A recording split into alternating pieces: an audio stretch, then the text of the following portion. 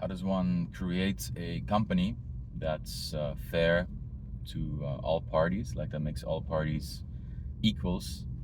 That's something I'm hoping to do with two friends of mine, Danny and Armando. We're going to start an enterprise, and my primary contribution would be capital.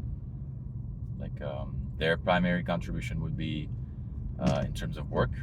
So the idea is basically that they would earn, shares that are vested.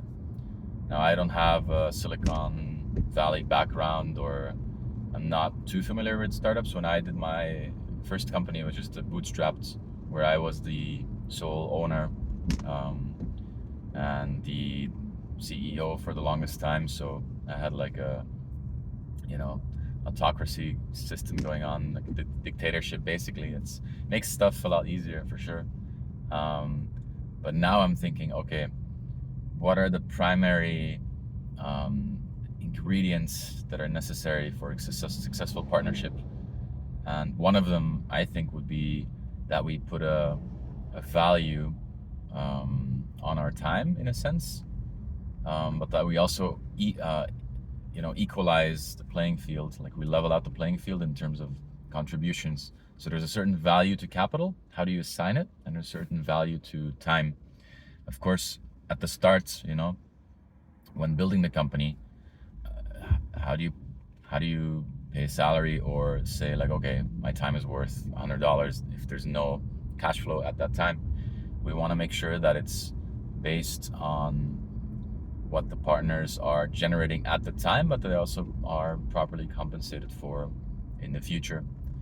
Should the company be a runaway success, everyone wants their equal share, and because the working partners are the ones primarily who made it successful. Like, yes, the capital contributes to a large degree, but you could say, let's take the average of the return of the stock market, which has been about 8 to 12%, according to a source I saw. So, to keep things easy, nowadays, especially if inflation is going up, I think 12%, which is something that you can get in certain places, if not the stock market, if not the S&P 500, say with the NASDAQ, which thanks to AI is getting better returns nowadays. Or, lending out stable coins, or doing like P2P loans or things like that, you might get a return of 10 or 12%. So anyway, 12%, that's 1% per month. That's a very round number. That's generally what I've been doing loans for as of late, but now I stopped loaning money because, well, depending on the purpose, but not like just personal loans for other people's projects. Like if I truly believe in something, I'm gonna be collaborating in it to some extent, or I know what it would be invested into. I know that field and it would be useful to my purposes, then I might still consider it. But anyway, to get back to the point, one thing I was thinking is, as soon as it's possible, as soon as the company has the necessary cash flow to pay a salary, then it should, at least to the partners who want to take out or who need like an income from the company for the day to day. Although it might be difficult sometimes to slap a number on the time one is contributing. If I think about it personally, when you're thinking about something, like right now I'm doing a video to create the contract that the partners are going to need. Like, is that already time that I'm investing directly into this project, or is this just like general time that would be considered overhead if I were to be a contractor? So it becomes very hard to say, some of the partners need to log the time that they're putting into it. It's possible to an extent based on, word of honor, but I think it is also a contentious point. Like, it's easy to start questioning when productivity doesn't seem to be high, because there's, for instance, a lot of thinking going on and not a lot of producing results. So another idea I had was perhaps creating a value for tasks that, the founders would say or the partners would say, okay, creating X, feature X would be worth 10 points, whereas feature Y would be 5 points. And then the partners would choose who to assign to which tasks. It might also get complicated sometimes depending on the knowledge and the areas of expertise of each partner, but at least it's something to go by. So that's something that I'm curious about with other founders of companies. Like, okay, what have been your pain points? What if you were to start over? Like, first of all, how did you arrange things with your business partners, and what friction points did you come across? How did you solve them? Or, if things didn't work out, like, how would you do things differently in the future? So make sure to leave that in the comments. I think it's a good idea to plan for success, as well as to make sure that you know what happens or how to define, for instance, failure. To at least set a goal to know if you're hitting that goal or if you're not. Let's say, as an example, okay, within 3 years, we want to make sure that we are earning at least $10,000 in profits for each partner. By defining that, you set a goal to strive for, and you confirm with your partners that it's a goal that everybody's going to be happy with in the timeline that you've defined. So even if you set that as a goal, you may miss that slightly. You might want to set conditions in which the partnership might be abandoned. Say that, if you're not earning at least half that amount 3 years from now, that you would consider that it would have been a waste of your time, provided you can calculate how much time you had planned to invest, see if you actually invested that time. If you're earning less than a certain amount per month and you're not getting the hourly rates that you would otherwise, then at least you're now aware. You keep these things in mind as you go along, and you have something to strive for. You have a fixed minimum in mind. I think that's, first of all, motivational, and second of all, it's good to know what would happen if the goals are not met, and to all be in agreement before you start. Like, okay, are we going to try to sell the business? Are we going to just disband it? Are we going to try to get a new founder, or try to get, make it depend on external capital? Like, say, if a third-party investor comes in and finances another year or two, that might be an option. So my idea is to write down the principles that I have in mind to make a partnership as equal as possible, which I think is a prerequisite if you're doing it amongst friends, to make sure that you all value your time equally. Yes, it's true, some people might have more experience or more skills in certain areas, but I think it would be hard to justify doing it any other way with, like, founding partners, when you're starting from scratch.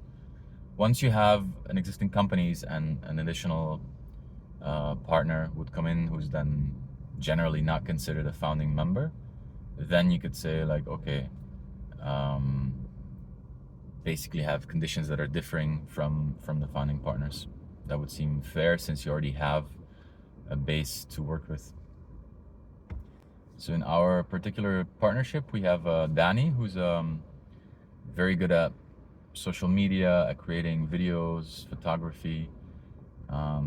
His main line of business currently is to find features in AI that might be interesting to other people and document them, or just apps in general. He basically creates reels and YouTube content and those kinds of things. And then we have Armando, who's one of my best friends from Mexico. So his specialty, I would say, is basically getting people to follow him. That's one good way of putting it. He's very energetic, charismatic, funny, and thinks outside of the box. I used to think he's easily distracted. I guess he still does that, where he'll start something and kind of like swing it the other way in the middle of the process. But I mean, he's a driving force for sure, I would say, with this project.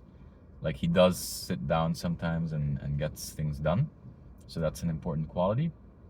And he generally has, well, first of all, he has a very good sense of humor. So I think having good ideas in general often goes hand in hand with having a good sense of humor. It means you understand a lot of situations and you understand people, if you can be humorous to others.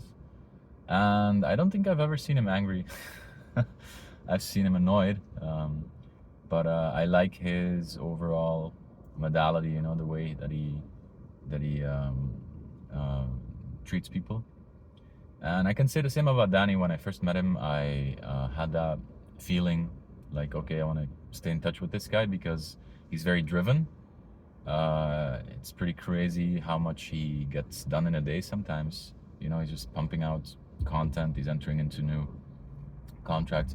He reminds me of a younger version of myself. Like nowadays, I have so many balls in the air that it becomes difficult to get as much done. I feel like I deal with a lot of overhead.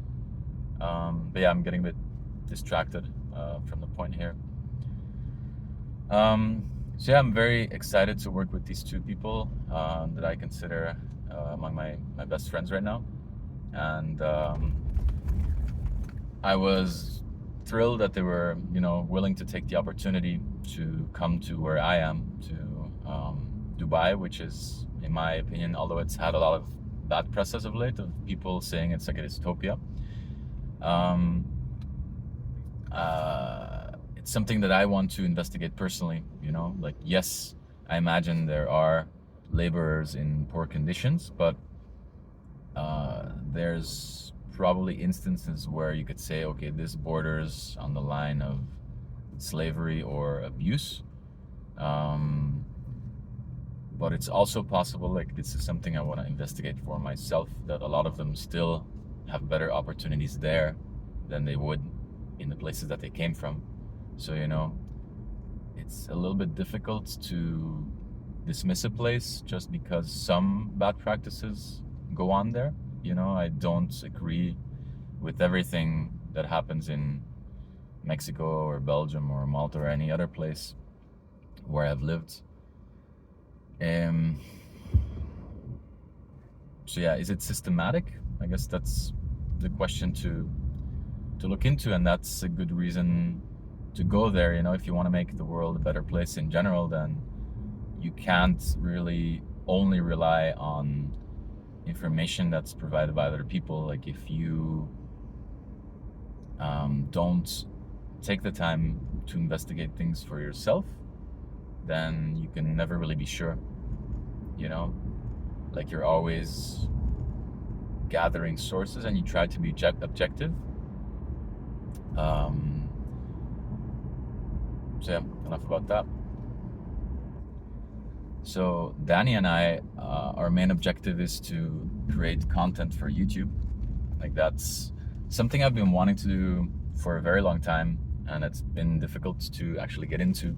So I'm glad that I found someone who's driven and who has the skills to move this project along. And we're trying to find a way right now to make things happen. He has to make sure that he has a comfortable amount of money coming in each month to live off of, because Dubai isn't the least expensive place to live. Like, you can, get a decent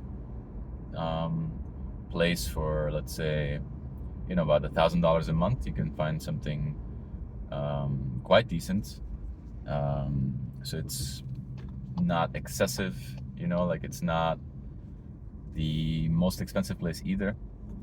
But yeah, definitely more expensive than, say, Mexico or some other places where I've done business. So that's a challenge, first of all, to find terms that work for everyone, because everyone kind of has their own ideas and goals and things they would like to get done first. Armando, for instance, he has been very much into travel. We went on a trip with him to Jordan recently. We went on a trip. That's where I met Danny, actually, on a trip with, he was doing guided, you could say guided tours, I guess. And like a bunch of very interesting people. We went to Jordan and we had an amazing time there. And it was during that trip that I said, Danny was there making videos, basically documenting the trip, and I thought, well, this would be really good content because a lot of interesting things happened during that trip. You have some there's a lot of dancing, a lot of mudslinging, a lot of just random fun things, driving on two wheels in a Jeep through the desert.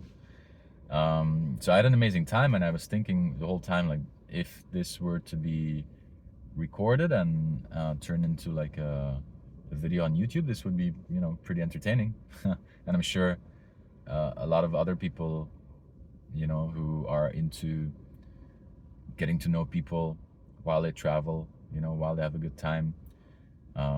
People are also interested in self-improvement through, being active, doing sports, being mindful. It's really amazing when you get those kinds of people together and see what kind of energy you get. And it's something I definitely would want to reproduce. So yeah, that's the line of thinking that Armando is basically in. He wants to, I guess, organize more trips like that and turn it into a business. And he has experience in that area as well. In Mexico, he did he helped create a kind of eco resort, I guess you could call it, and had people do like yoga events and retreats and those kinds of things. I must say, like the one I went to was very enjoyable as well.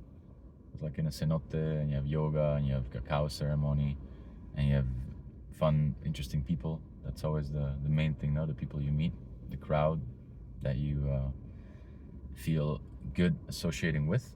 It's an important point. And I guess that's the goal, to try and create communities of like-minded people and a sense of belonging to a group in a way, even if it's just, maybe a few weeks, and then some people, naturally, you're not going to be able to stay in touch with everyone, but you kind of, find the crowd that you have the most in common with, or that you want to learn from, or grow